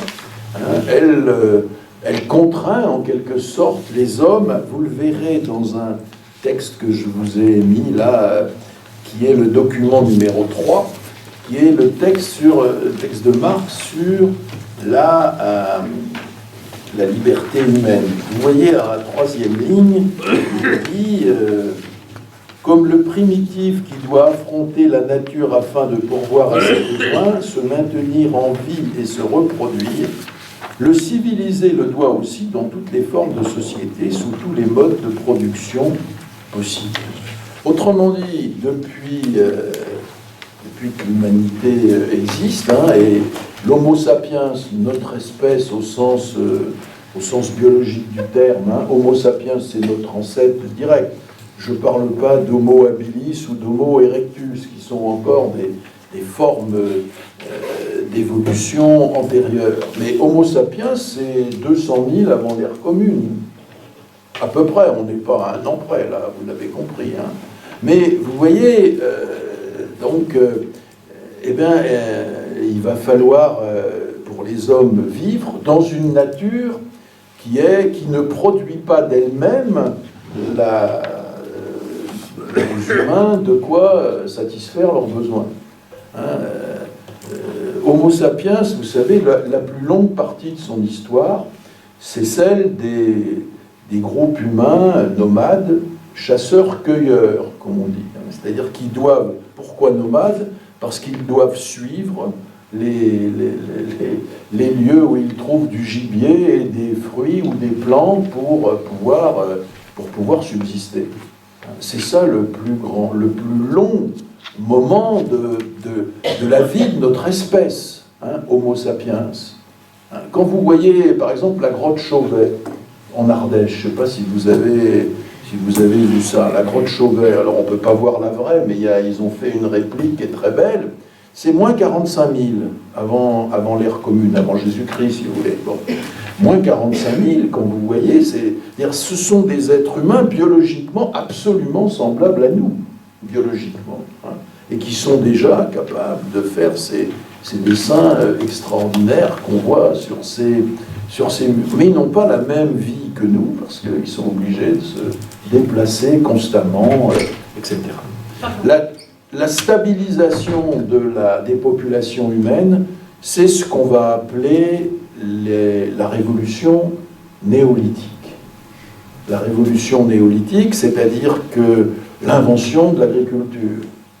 L'invention, autrement dit, qu'on peut produire sur place de quoi survivre et le stocker. Alors qu'autrement dit, on n'est plus obligé de se déplacer constamment. Ça, c'est ce qu'on va appeler la révolution néolithique. C'est entre moins 9000 et moins 4000, vous voyez, avant l'ère commune. Comment? Jusqu'à maintenant. Oui, la société. Enfin, vous voyez, c'est toujours, on est toujours une population immobile. Il y a toujours l'agriculture, même si elle n'est plus. Vous voyez, la population paysanne est évidemment énormément baissée. Et ça veut dire donc stabilisation, ça veut dire invention de l'agriculture, invention de la propriété privée, ça veut dire invention du stockage, donc de la poterie, invention du commerce, invention de l'écriture, enfin toutes ces... Engels étudie ça très bien dans un texte qui s'appelle « L'origine de la famille, de la propriété privée et de l'État ». Voilà, c'est aussi là que date l'État. Donc vous voyez, entre 9000 et 5000 avant l'ère commune. Eh bien, c'est donc à ce moment-là, dans une société, donc, que naissent la propriété privée, la famille qui protège l'héritage, donc la propriété privée, l'État qui protège aussi la propriété privée contre tous ceux qui voudraient la contester, la voler, etc., qui défend l'ordre établi. C'est là que se constituent, en effet, vous avez raison, bien des éléments qui sont toujours les nôtres aujourd'hui, même si évidemment la vie de notre aujourd'hui n'a plus rien de comparable à rien, puisque je viens de vous dire qu'elle a conservé ces traits-là. Mais nous avons toujours la famille, l'État, etc., la propriété privée, puisqu'on peut désormais avoir des stocks et avoir un excès par rapport de production de produits par rapport à ce qui est nécessaire. Nous avons des classes dominantes oisives qui ne travaillent pas. Autrement dit, vous voyez comment on voit qu'un des grands moteurs des sociétés humaines, c'est le fait de réserver le travail à quelques-uns pour s'en dispenser soi-même. Hein, bon, voilà. Ça existe depuis très très longtemps. D'ailleurs, pour qu'il y ait des prêtres, pour qu'il y ait des gardiens, des militaires, pour qu'il y ait des gouvernants, c'est-à-dire des gens qui sont spécialisés, donc, etc., dans l'exercice du pouvoir, des hommes d'État, il faut qu'il y en ait d'autres qui travaillent pour les nourrir pendant qu'eux font autre chose que de travailler, vous voyez, hein, voilà. C'est ce que les Grecs ont appelé scholium, hein, ce qui a donné le mot école, et qu'on traduisait par loisir, c'est-à-dire du temps libéré des contraintes de la production. Hein. Tant que les sociétés ne peuvent produire que ce qui est le juste nécessaire pour pouvoir survivre, il n'y a pas d'État, il n'y a pas de prêtre, il n'y a pas, etc. Ça ne peut naître ça que quand la société produit au-delà de ce qui est nécessaire à tous. Il y a ceux qui travaillent pour eux et pour tous les autres qui ne travaillent pas, qui peuvent se dispenser de travailler au sens de produire des éléments matériels nécessaires aux besoins. Voilà, donc ce qui est important là dans notre affaire, dans ce que je vous raconte là, c'est l'histoire de l'outil. C'est-à-dire que si vous voulez, dans le travail humain va apparaître dans tout élément productif, il y a trois termes. Il y a le sujet qui agit, la nature sur laquelle il agit et l'outil qui est un moyen terme. Et donc, ce qui est important, c'est que, si vous voulez, l'outil va devenir en quelque sorte, dans son utilisation et dans sa production sociale, va devenir en quelque sorte ce qui va distinguer les sociétés humaines des sociétés animales. Ça ne veut pas dire que les animaux ne sont pas, les singes par exemple, les chimpanzés, etc., ne sont pas capables de fabriquer occasionnellement des outils, au sens où par exemple un singe peut utiliser une branche pour attraper des fourmis ou je ne sais quoi dans des arbres. Il peut écorcer une branchette pour la mettre dans une fente et attraper ce qui est nécessaire à sa nourriture. Mais ce qu'il n'y a pas dans les sociétés de singes, c'est des fabrications sociales d'outils, si vous voulez. Et c'est le fait que le singe, une fois qu'il a utilisé l'élément qui lui a servi d'outil pour un besoin pressant, il laisse. Une fois qu'il n'en a plus besoin, il l'abandonne. Alors que l'humain, lui, il va le passer à son fiston. Il va passer l'outil à son fiston, il va apprendre au fiston à s'en servir, et il va apprendre au fiston à le perfectionner même. Voyez ? Autrement dit, si vous voulez, l'idée clé que je voudrais donner ici, c'est que va se constituer, avec le travail, avec la main et avec l'outil, va se constituer progressivement en dehors des humains, des individus, dans le monde social, tout un patrimoine social et culturel d'outils, de machinerie, de savoir-faire, de langage, de mode de vie, etc. Autrement dit, et c'est la phrase, la clé que je voudrais introduire ici, et que je vous ai mise, vous voyez, au deuxième point de mon point 3. Les générations humaines ne partent pas qui se succèdent, ne partent pas dans leur histoire à chaque fois de zéro. Elles partent de ce que leur ont laissé et de ce que leur transmettent les générations précédentes. Vous voyez, je vous ai mis un petit texte de Marx en dessous qui dit « À chaque stade se trouve donné un résultat matériel, une somme de forces productives, un rapport avec la nature et entre les individus, créé historiquement et transmis à chaque génération par celle qui la précède. Une masse de forces de production, de capitaux, de circonstances qui, d'une part, sont bien modifiées par la nouvelle génération, mais qui, d'autre part, lui dicte ses propres conditions d'existence et lui imprime un développement déterminé, un caractère spécifique. Par conséquent, les circonstances font tout autant les hommes que les hommes font les circonstances. Donc, vous voyez, l'idée que je voudrais ici introduire, c'est qu'au fond, notre humanité, ce qui fait que nous sommes des humains, ce que Marx appellera notre essence humaine, ce qui fait que nous sommes des humains, a bien sûr des aspects biologiques. Il faut il y a donc tout un développement biologique, en particulier de la main, du cerveau, etc. Et de génétique. Il y a des conditions biologiques, savoir le génome. Autrement dit, il faut avoir des parents humains pour être humain. Ce que nous donnent les parents, c'est biologiquement la vie, avec ses conditions, avec son cerveau, avec son code génétique, etc. Il y a une humanité qui, en quelque sorte, est à l'intérieur de nous. Et puis, il y a une humanité qui est à l'extérieur de nous. L'humanité qui vient des générations précédentes, et qui consiste en quoi ? Qui consiste en langage, en outillage, en savoir-faire, en mode de vie. Nous naissons dans des villes, nous naissons dans des campagnes, etc.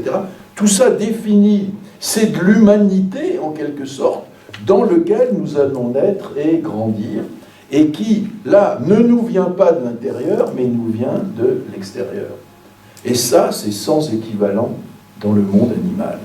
Quand vous lisez le texte de Virgile, auteur romain, les Géorgiques, où il parle longuement au livre 4 des abeilles, vous voyez que les abeilles du temps de Virgile sont absolument identiques aux abeilles d'aujourd'hui. Alors que la société humaine, l'humanité, si vous voulez, qui nous vient du dehors, elle a profondément changé.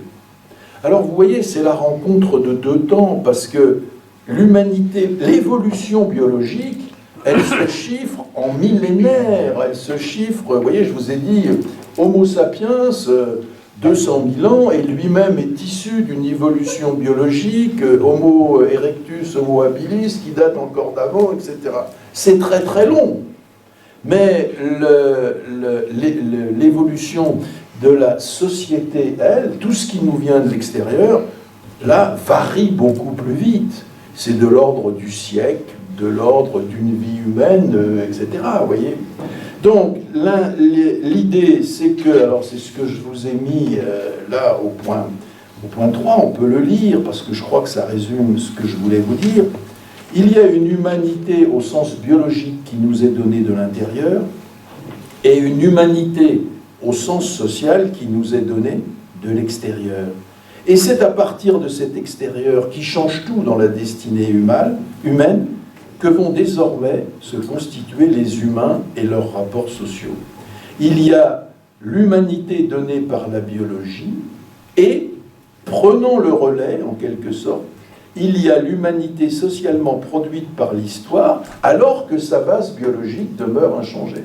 Nous sommes toujours la même base biologiquement identique aux Homo sapiens d'il y a 200 000 ans. Vous voyez ? Bon. Par cette incessante objectivation de son activité matérielle et spirituelle, l'espèce Homo sapiens devient le genre humain, c'est-à-dire une humanité se produisant elle-même, quoique dans des conditions bien éloignées encore d'une maîtrise consciemment concertée.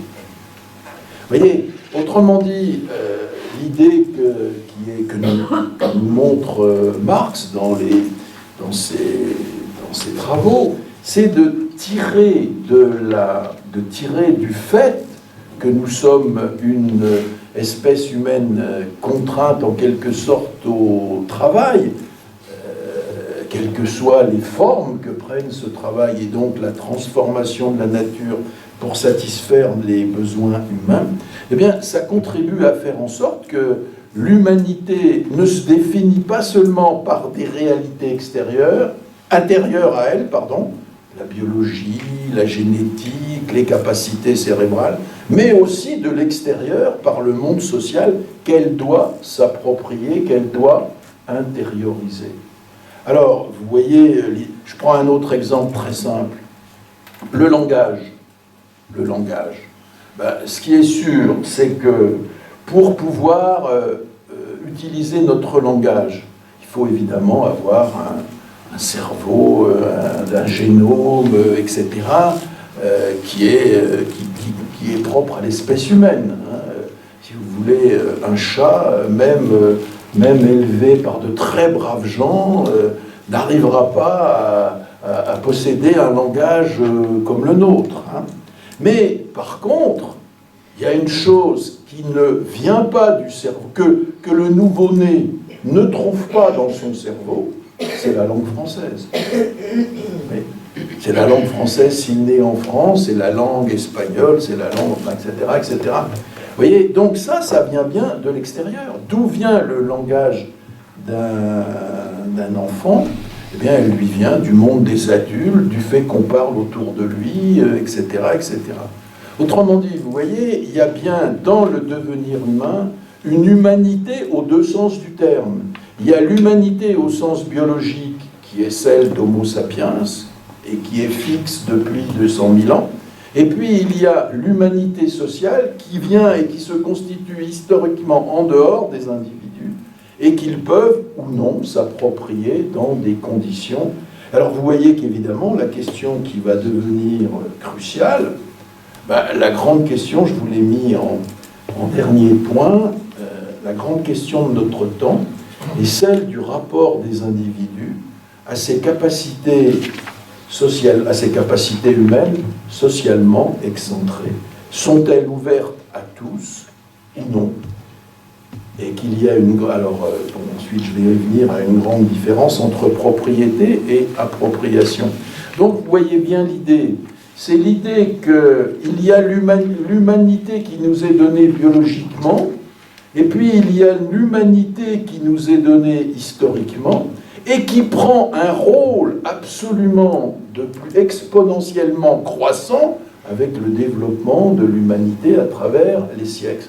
Alors que, biologiquement, notre réalité biologique n'a pas changé depuis des millénaires. Donc, vous voyez, la question qui est posée, c'est effectivement comment passer de l'espèce humaine au genre humain pour faire en sorte que l'international soit le genre humain. Pour le moment, nous en sommes encore au national. Vous voyez, hein, voilà. Donc, l'idée est bien celle-là. Et donc, c'est là où je voudrais introduire le concept d'aliénation. D'aliénation. Pas seulement celui d'exploitation qui se fait dans la sphère économique, mais celui d'aliénation que nous allons pouvoir comprendre à travers ce que je viens de vous dire sur cette espèce de double condition de production de l'humanité. L'intérieur, biologique, génétique, etc. L'extérieur, patrimoine social et culturel.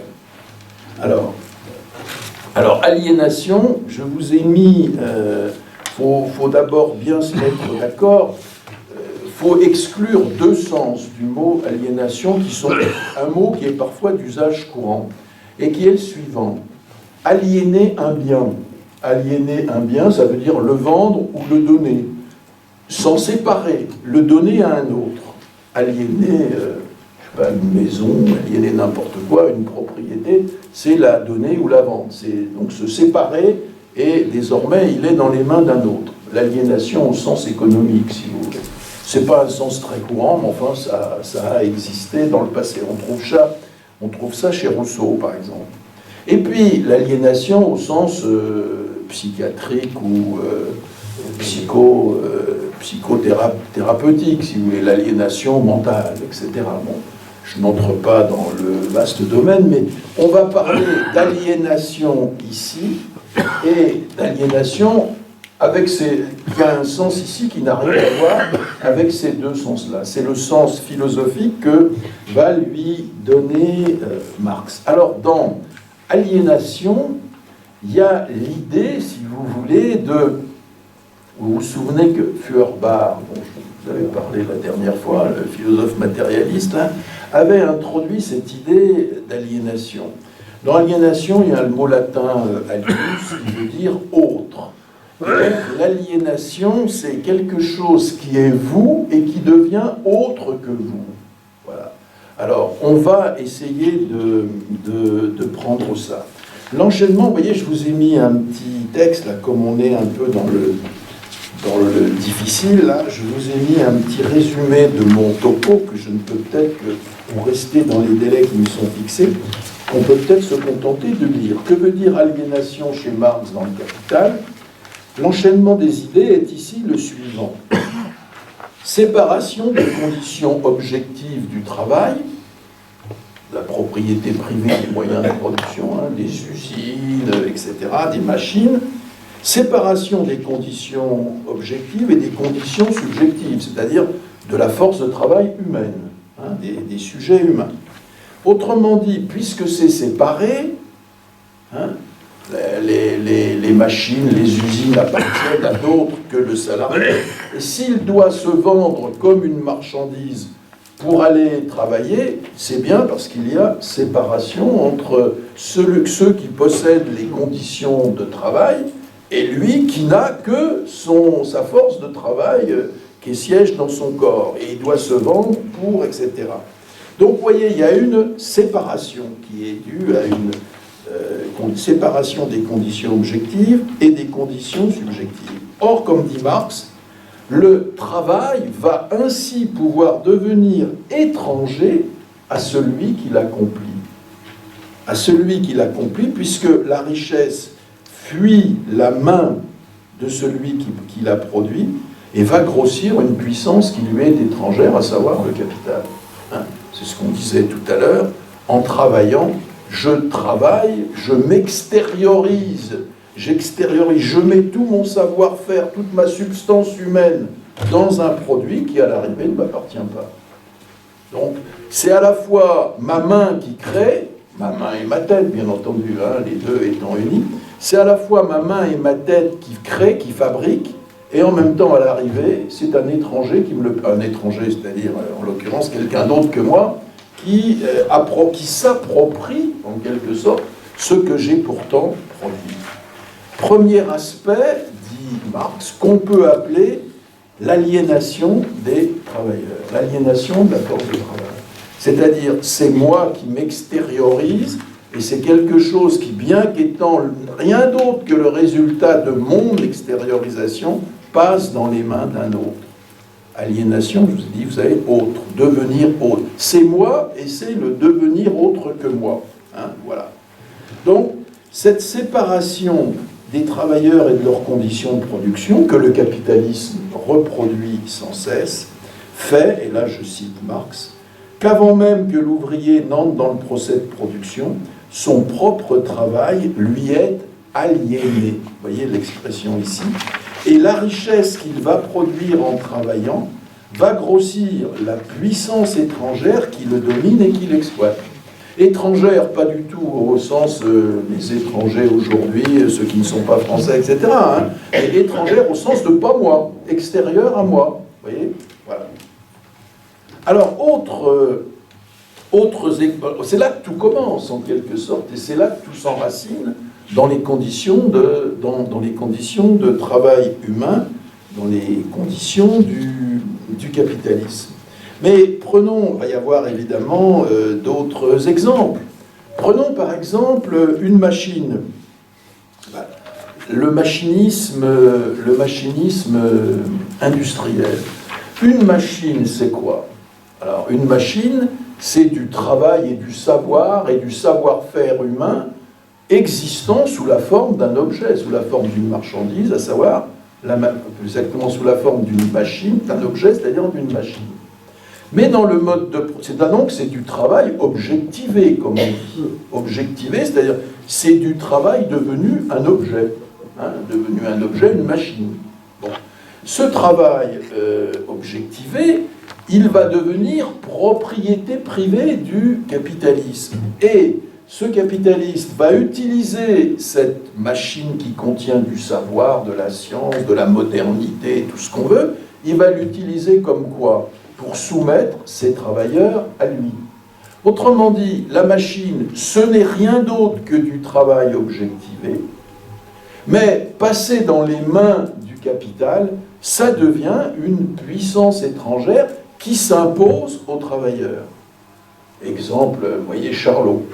Vous voyez Charlot dans les temps modernes, c'est les machines face auxquelles est Charlot, c'est bien du travail humain, les machines hyper modernes, c'est bien du travail humain qui les a réalisées, mais dans l'usine capitaliste, la machine est utilisée pour soumettre et briser les humains aux gestes répétitifs, etc. Aliénation. Aliénation qui fait qu'aujourd'hui, par exemple, le capitalisme peut toujours se réclamer de la modernité. C'est ce qui fait qu'on a tant de mal aujourd'hui à contester cette modernité. Vous voyez, le capitaliste dit toujours, mais moi si je supprime des emplois, je préférerais ne pas en supprimer. Mais il faut bien être moderne, il faut bien investir, il faut bien créer des machines nouvelles, et les machines nouvelles, qu'est-ce que j'y peux si elles suppriment des emplois, etc., etc. Et par conséquent, comment toujours l'argument, c'est de dire aux salariés, vous êtes des archaïques, vous vous battez pour maintenir, voyez, quelque chose qui est dépassé scientifiquement et technologiquement. Vous voyez? Bon, alors, on voit bien comment, là, il y a une aliénation qui se produit. Comment, ce qui est le résultat d'un travail, la machine farcie de science et de savoir moderne, un résultat du travail, devenant propriété privée du capital, devient en quelque sorte le visage du capital. Aliénation. Aliénation au sens où c'est le travail qu'il a fait, mais devenant propriété privée, cela apparaît comme issu du capital. Qu'est-ce que c'est du capital? On dira, ben c'est des machines, c'est des usines ultra performantes, ultra modernes. Etc. Le capital, c'est ça, dira-t-on. Vous voyez, et donc, aliénation. C'est-à-dire comment, au fond, dans le capitalisme, le travailleur doit obéir à la machine, ou comme dit Marx encore, le travail vivant doit se soumettre au travail mort. Le travail mort, c'est la machine qui représente du travail antérieur, mais qui désormais n'existe plus à l'état de travail, mais de résultat du travail dans la machine. Et c'est aujourd'hui le travail vivant, les travailleurs qui doivent se soumettre au travail mort. Voilà. Alors, il doit obéir à des puissances intellectuelles qui proviennent du travail, mais qui lui sont devenues étrangères, dit Marx. Vous voyez, encore ici, aliénation. Et maintenant, on peut prendre d'autres exemples. Vous voyez, j'ai pris la machine dans la fabrique. Prenons le marché capitaliste. Le marché où s'échangent des marchandises. Le marché est une invention des hommes, est une invention des sociétés. C'est une étape dans la division sociale du travail avec l'apparition des marchands, c'est-à-dire de gens qui, si vous voulez, sont spécialisés. C'est plus comme dans les marchés de jadis, le marché du dimanche où le gars qui a travaillé la semaine à élever des poules, etc., des lapins, va les vendre le dimanche pour, vous voyez, voilà. C'est aujourd'hui, il y a des gens qui sont spécialisés dans l'achat et la vente. Voilà. Donc, alors c'est apparu, ça s'est généralisé. Le capitalisme va évidemment considérablement développer ce marché des marchandises, mais qu'est-ce qu'il va faire? Il va lui ajouter le marché du travail, le marché où de la force de travail humaine est à vendre. À côté du marché des marchandises, il y a désormais le marché qu'il appelle le marché du travail et qu'il vaudrait mieux appeler le marché de la force de travail. C'est-à-dire que c'est là que de l'activité humaine se présente comme une marchandise à vendre et à acheter comme n'importe laquelle. Voilà, comme un paquet de nouilles, voilà, etc. Vous voyez? Bon. Donc, le capitalisme ajoute à ce marché des marchandises le marché qu'il appelle le marché du travail, mais qui est en réalité... Parce que le travail, lui, il ne se vend pas. il s'accomplit, et il s'accomplit dans la production, pas dans la sphère de la circulation, c'est-à-dire pas dans la sphère du marché. Donc vous voyez, et finalement, au-delà des choses, et au-delà des humains réduits à l'état de choses, force de travail à vendre, c'est toutes les activités humaines qui sont aujourd'hui susceptibles d'être vendues et achetées sur le marché, qui sont, comme dit Marx, marchandisables. Exemple, l'éducation, la santé, les services à la personne, les services apportés au corps, enfin, etc., etc. Et c'est aussi au nom du marché, au nom des impératifs du marché, de ce qu'on appelle les lois, de ce que les capitalistes appellent les lois du marché, au nom donc de la concurrence sauvage du marché, qu'on licencie, qu'on ferme des entreprises, qu'on les délocalise, qu'on fabrique ce que Marx va appeler l'armée de réserve des chômeurs, etc., etc. Donc, vous voyez, l'idée ici, c'est de dire le marché, qui est une invention des hommes, devient aujourd'hui prétexte à se retourner contre ceux qui l'ont inventé. Et aujourd'hui, même un capitaliste vous dira « mais moi, je ne peux pas faire autrement, c'est les lois du marché ». Vous voyez ? Autrement dit, c'est au nom... On a inventé le marché pour faciliter la circulation des marchandises dans les sociétés humaines, et aujourd'hui, le marché impose sa loi, et c'est lui, au nom du marché, qu'on frappe et qu'on licencie des êtres humains. Vous voyez ? Donc, aliénation. Vous voyez comment ce qui est au départ un pouvoir humain se retourne contre les humains, devient autre qu'eux, et c'est au nom de ce qu'il est devenu qu'il se retourne, qu'il leur échappe en quelque sorte, et qu'il se retourne contre eux. Prenons l'État. L'État, va dire Marx, c'est un appareil qui s'est constitué au fil du temps. J'ai parlé tout à l'heure de la société néolithique, de la révolution néolithique. On dit révolution néolithique, c'est une révolution extrêmement lente quand même. C'est pas la prise du palais d'hiver, vous voyez. Ça a pris du temps pour se mettre en place. Mais c'est un appareil qui s'est constitué au fil du temps, qui s'est séparé de la vie de la société, en se voyant confié à des professionnels de la politique qui le considèrent comme leur propriété, comme leur chasse gardée, qu'on appelle la caste des politiciens, c'est-à-dire ceux qui se réservent, qui vont tous les jours dans les médias pour dire, voilà, moi je suis membre de l'appareil d'État et je vais vous expliquer ceci et cela, vous voyez. C'est bien, vous, si vous voulez aller parler dans la radio le matin, on ne vous invitera pas, ni moi, vous voyez. Bon, donc, la caste des politiciens, et aujourd'hui, on voit bien que, ce que nous continuons d'appeler la démocratie, la démocratie représentative, la démocratie bourgeoise, dit Marx, qui est l'emblème absolu de l'Occident.